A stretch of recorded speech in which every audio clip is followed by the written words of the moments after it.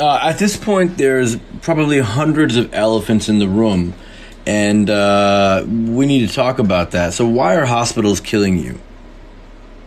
Your hospital, passively sitting in a hospital space is detrimental to your physiology.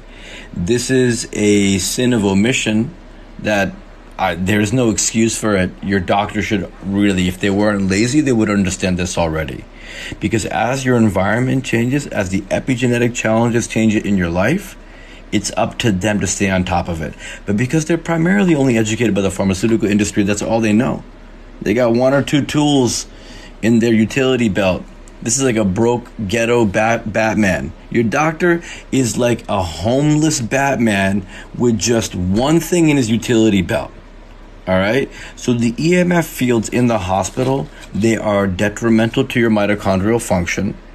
Now, the order of operations of importance of which genome in which part of the body you should be optimizing and focusing on has now been the evidence for that is quite clear.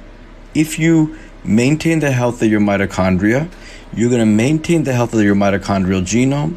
That subsequently keeps your nuclear genome chill and relaxed, and that also shapes your microbiome. So I've posted stuff about that, and I'm going to get a website up soon because the information I have is really quite comprehensive and sophisticated and all-encompassing, dude. Every time you go to talk, I want you just to think in your head, every time you go talk to your doctor, don't you feel like you're choking? The conversation's so limited, you can't even like get your thoughts across and express everything to them. So that's over. They suck. They never figured out how to develop a proper relationship with their patients and really gather a deep history. They only want specific points of your history. No, I need all of it. I need to understand your whole reality. So these EMF fields are constantly harassing your mitochondria, eventually decreasing your energy production, eventually crashing, because mitochondria aren't just involved with energy production, they're intimately involved with a lot of different factors. Cellular signaling, the activation of different systems in your body. Your immune system relies on the mitochondria. So if I jam up your mitochondria, I'm going to crash your immune system. So sitting in that bed in those wireless fields, Bluetooth cellular, is killing your mitochondria, okay? Not only is it doing that, it's also destroying different blood organ barriers. It's destroying the permeability function of your intestines, right? By the EMF stress on your intestines is going to degrade the function energetically. When you degrade the function energetically, you're going to cause permeability issues because that's one of the functions of the gut. Those permeability issues are going to lead to you having larger molecules, antigens, and different, poisons and toxins entering your bloodstream, okay? So now that's in your bloodstream. Now you got a poisoned bloodstream because of an electromagnetic input combined with poison you put into your body, bad food or something like that, okay? Now let's jump to your head, okay? You're having head symptoms. People telling me they can't concentrate, they have trouble, this and that. Okay, the phone in these same fields, guess what? Radio frequency, cordless stuff, all for even back in the 60s, that interrupts your blood-brain barrier. So now these toxins flooding to your bloodstream, all right, because of your permeability issues at your gut level, have now reached your circulation to your brain and are now permeating through the tissue into your brain, into the neurons, into all of the nooks and crannies. Okay? So you have to understand this. So your doctor's dumb if they don't understand this. They don't know how to seal up all these holes and leaks in your body and mind. And going to the hospital is close to a death sentence. Don't do it.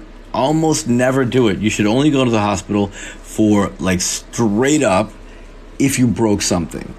I'm just giving you straight up facts. This is no longer a casual situation. For you to go to a hospital and entrust yourself in the care of that limited mind and very, very, regressive emotional IQ, that's what these people have. They're regressive. They're infantile. I can see it, man. I walk into a room and, it's so easy for me to read these people. They have no sense of security or strength within themselves. So they've been used to constantly reaching outward for their sense of strength and their ego power, right? So now all of a sudden, that's why they can't deal with the fact that the medicine they learned is extraordinarily dangerous, highly limited, and they can't really emotionally bear going back to the origins of how this allopathic medicine actually was established.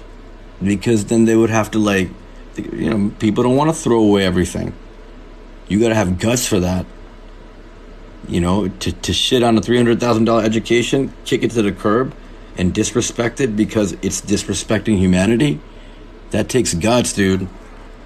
All right? You can't be some fancy rich dude fucking with all this fucking shit and do that too. So that becomes, you know, being rich and organized and not a wild man misfit like me has now become like the golden handcuffs.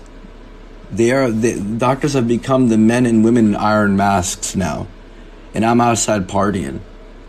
You know, join me, man. These people are lost.